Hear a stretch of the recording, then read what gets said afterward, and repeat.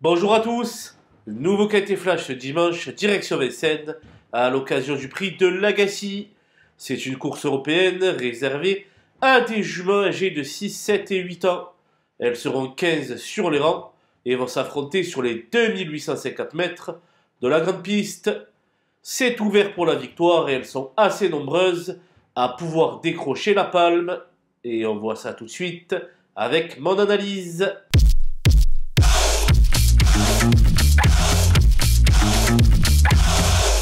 Les bases avec le 9 Denia, qui n'a trouvé que la bonne Jalandra de Malak pour lui barrer la route du succès. En dernier lieu, polyvalente et dépendant d'un entraînement redoutable, elle est capable de viser très haut. Pour la contrer, je pense au 7 Jalouse d'Olivery, qui s'est montré fautive en dernier lieu, ce qui ne lui était plus arrivé depuis longtemps. Elle redescend de catégorie et va retrouver Eric Raffin, avec lequel elle totalise 82% de présence à l'arrivée. Rachat en vue. Le 13, Jetida, fait également partie des meilleures chances françaises au départ. Elle ne se présente en piste qu'à bon escient et sa forme est sûre. Elle fait donc office de solide point d'appui. Les opposantes avec le 8, Junkie, qui vient de fournir une très belle valeur dans le prix de Tens.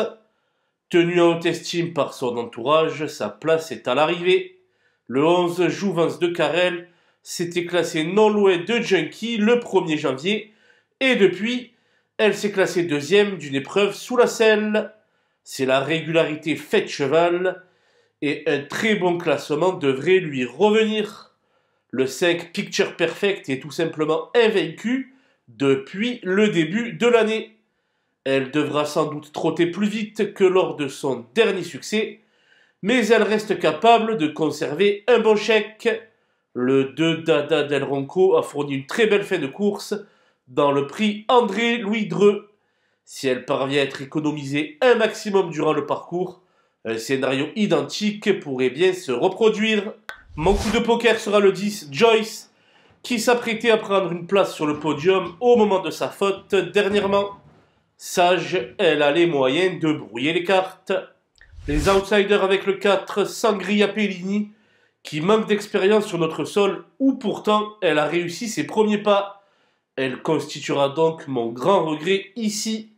Le 12, Jane Mam, et le 14, Icône d'érable, donnent toujours le meilleur d'elle-même sur la piste. Elle possède le profil du trouble-fête idéal. Le 15, Beautiful Day, est très bien engagé, mais face à ses cadettes, elle n'aura pas la partie facile.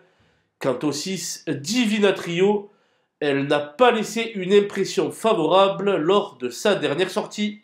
Malgré la présence de JMB à Sosulki, le 3 Daytona di Cecco n'inspire guère confiance. Quant à l'As Kalima di Poggio, elle a sans doute progressé depuis son arrivée dans les box de Vincent Martens, mais pas certain que cela soit suffisant pour rivaliser en pareille compagnie.